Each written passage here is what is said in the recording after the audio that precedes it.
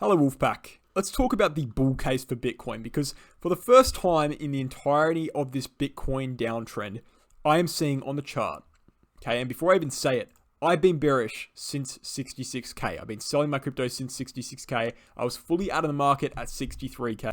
And at 58k to 60k, I made my final prediction, which was Bitcoin's going to go down towards the 200-week SMA, which is currently at around 20k. Going to be about 24k by the time we get there, if we do get there. But for the first time in the entire downwards trend, I didn't trust any of these rallies. I didn't trust any of this. For the first time in this entire downwards trend, I see that Bitcoin actually has a possibility here to form a recovery, right? I see it as a possibility for the first time. In the previous rallies, I really didn't see it as a possibility. You can remember my videos on the topic. I thought they were all dead cat bounces, very obviously. This is different. Okay, there's some good structure here. There's some structure that's been forming for a long time. It's actually coming through here and showing on the chart here. Now, with this said, nothing is confirmed yet. And my original invalidation point is still being stuck by. Okay, I still think we need to break 47k on Bitcoin and close a weekly candle above 47k in order to be bullish again, confirmed. And the reason for 47k is because the 50-week SMA is at 47k. 47k is also a major resistance zone. Okay, so that's still a thing, 47k. However, that doesn't mean I can't make an observation. Okay, so I'm bearish until 47k is reached, but I'm making an observation. Keep that in mind with this entire video. So what Bitcoin is doing now, okay, and as I said, this is the only time I've seen Bitcoin in this downwards trend forming something bullish. What it's doing now is it's coming down to the 200-week SMA the 200 SMA on the 3-day chart, right? So the 200 3-day SMA.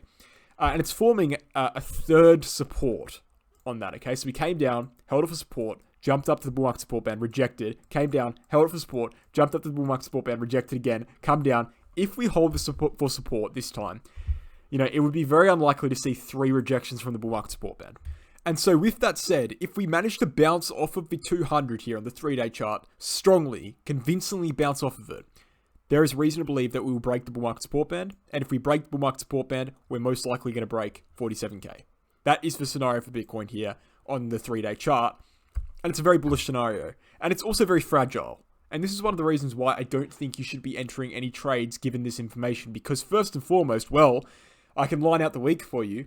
Right, on Friday we have the CPI numbers coming out from the USA. Okay, inflation numbers for the month of February. Okay, and then on that same day we have Joe Biden releasing his regulatory stance on cryptocurrency for the next, I think, year or so, maybe even longer. Okay, so those are 2 massive events that are coming out on Friday, which is a matter of days away, 4 days away. Okay, and those could completely change the direction of the market to the upside or the downside. Those 2 events alone could dump this right below this 200, and everything I talk about in this video will be irrelevant. That's what I mean. Very fragile. Not worth buying right now. But what I can say is that if we do close a 3-day candle below the 200, that's extra confirmation that my current bear market prediction is going to play out. If we hold, and if we break upwards, and if we break, specifically, if we break 45k and close a 3-day candle above 45k, where these 2 previous highs were, you know, it's looking pretty good for Bitcoin. But again, even though I'm seeing this bullish structure, we're still in the uncertain phase, unfortunately. But the bullish structure does not stop there. On the 1-hourly chart, we are seeing strong bullish divergence. Okay, I know that doesn't really mean much as a 1-hourly chart, who cares? We're also seeing a broadening descending wedge on the 1-hourly chart, which we've recently kind of testing to the upside. Depends how you draw it. You know, you could draw it in multiple ways. You could draw it like that. In fact, I'd probably draw it like that. And you can see that right now we're actually rejecting from the upside of it, which is good to see. I'll save that chart. Well, I mean, it's not good to see, but it's something that we're seeing here. If we reject from the upside of this and we come down for another swing to the low, the next step for Bitcoin will be a retest of around 36k. All right, and that would be in line with our bearish bat formation we looked at in previous videos. But, you know, we could see, for example, a swing downwards, say 36k, and then a swing back up and a breakout. It could happen. But as I said, it all depends on the macro events at this point. And it, you know, that would depend as well on when that happens in relation to the 3-day. Because if we come down to 36k, we're obviously below the 3-day, 200-day SMA. Okay, and so if we close below that, if we're in time to close below that, that's going to be bearish for Bitcoin. But if we just quickly go down there and break above, that's going to be a wick, and it's going to be bullish for Bitcoin because it'll still hold, and then we can attack the bull market support band. But in general, broadening wedge formations to the downside, broadening channel formations to the downside generally break to the upside. Okay. Generally, they break to the upside. Now, it is worth considering as well that this entire pattern could be seen as a head and shoulders pattern, right? And that's the bearish side of the argument. And that would suggest that, yeah, we do actually break below this broadening wedge, broadening channel, and we do go below towards 35k. Okay, so there is a bearish side to the argument, but there is a bullish side as well, and I just want to point that out. And so the last thing I want to look at as well, and this is kind of the major one, right? Obviously, this compression on the 3-day chart is very, very major. And not only is it major in the sense that it suggests that, hey, maybe we're looking pretty bullish, it's also major in the sense that the compression is pretty clear, and it means that we're not going to have much time left until we move. So finally, after what, 2 months of being in this same region, we're going to be breaking out soon because there's simply nowhere for the price to go, right? When these converge even further, you look at how fast these are moving together, by April, these things will be touching, okay? And that means that the price can't be here anymore. It needs to move. And again, I said it looks a little bit bullish. I don't know if it looks bullish. It just looks like something needs to happen, okay? And right now, looking at some indicators, you could say that's a bullish argument. I would still lean towards bearish. But as I said, I'm not making this video to be bullish. I'm making this video to convey the message that this is the first time that I understand the bullish argument. Previously, I haven't. Now I kind of do. I kind of get why people are bullish now.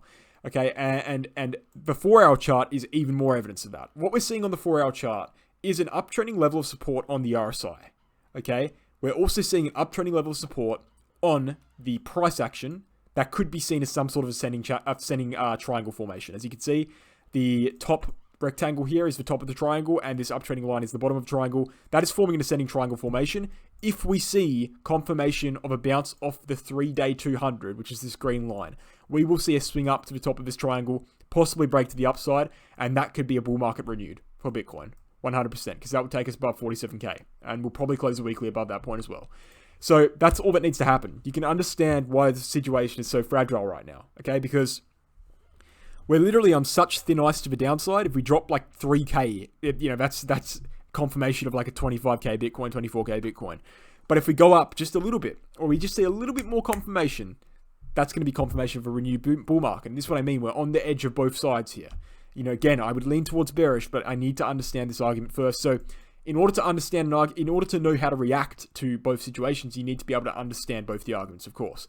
Now, what I would say is that this RSI kind of support line here that we're seeing is very similar to the RSI downtrending support lines or resistance lines we saw during 2021. Now, a lot of people would be familiar with that. Let's bring it up on, say, the daily chart. I'll just get a fresh daily chart up now. And I'll bring up a support line on the RSI or resistance line on the RSI. Now, we saw it throughout the entirety of 2021. You can see here, let's draw it in. Essentially, what happens is that we reject off of this resistance over and over again. And gradually we move higher, right? We keep rejecting. Eventually we break to the upside and we pump. That could be a similar scenario we see here, okay? So we come down, we keep bouncing, we keep going upwards. Eventually we break to the downside and we dump. Okay, so it is worth considering that just because it's, short-term debatable, it doesn't mean that it's long-term bullish, okay? It could very well just be a series of more dead cat bounces that just delay the drop. We saw that in 2018, we saw that in 2013, where there's multiple bounces that delay the drop, but ultimately the downtrend is very much prevalent. And that's what I would lean towards right now. But, sorry for the messy video. I haven't scripted this video in any way, shape, or form, as you can probably tell by how kind of stuttery I am right now. But, essentially the point of this video is to say that, as I've probably said multiple times, this is the first time that I can see here on Bitcoin, in this current price movement. I'll just bring up the chart right now. This is the first time I can see here on Bitcoin where I can see the light at the end of the tunnel for the bulls. Now, I'm still bearish. I still think the bearish scenario is going to play out, but it wouldn't take much, from these 3 macro events that are happening in the next week. It wouldn't take much for those events to flip bullish and the market to flip bullish again. It wouldn't take much. It also would take very little to break into the downside and crash it. So, at the end of the day, it's still bearish. I can understand the bullish argument. Now that we understand the bullish argument, now that we can identify the bullish argument, we can use that in our analysis on a daily basis to understand where we're actually heading in the market and get a more in-depth point of view, taking into account both sides of the charts, right? Rather than just the bearish side. Because previously, I'll be honest, in the last couple of weeks, I've been really struggling to find bullish charts. And now that I've found some, it's good to see. It's good to see. I can keep an eye on it. I can monitor the bullish argument. I can constantly compare it to the bearish argument. I'm completely out of the market right now. I have no money in the market at all. And so my bias is zero. I have no bias. I'm completely out of the market. It doesn't matter what happens. If it goes down, it doesn't affect me. It goes up, doesn't affect me. And so given that neutral standpoint, I'm hoping I can provide for you guys, the most non-biased analysis you're possibly going to get in the crypto market right now. A lot of people would be saying Bitcoin's going to pump, but they have a life savings in Bitcoin. It's like, well, I wonder where their bias is. Even if it's subconscious bias, it's still going to be there. They're still going to be bullish by nature because they want it to go up. They're going to try wish things into existence. But with me, I've got nothing in the market right now. Now that I understand the bullish argument, I understand we're in descending triangle formation. I understand we have RSI support. I understand the 200-day on the 200 SMA on the 3-day chart is basically holding us up.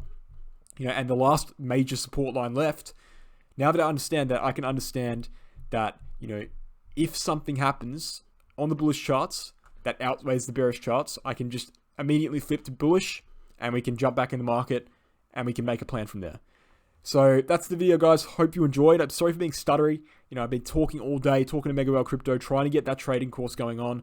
I can't release too much information about it right now. I've been making videos for the exclusive Telegram group. I've been making videos. I made 2 videos, YouTube videos today. I've got another one prepared for tomorrow. And so I've made 3 videos so far. I've been on the call for like 4 hours, and I've been on Telegram speaking for about an hour as well. So my voice is completely worn out. My brain's fried. But I thought I'd get this video out there because a lot of people were asking in relation to a Twitter post I did earlier today. I'll show you right now. This was the Twitter post here. Okay, this was probably the most bullish Bitcoin has looked during its entire downwards trend in terms of finding a bottom or a place for a trend reversal. If we lose 37k, that all falls apart. So I got a lot of people DMing me and asking me what I meant by that, and this video is just to clear that up. So, summarizing again, I'm still bearish, but I know what to look for now. Thanks for watching, guys. Hope you enjoyed, and I'll catch you in the next one.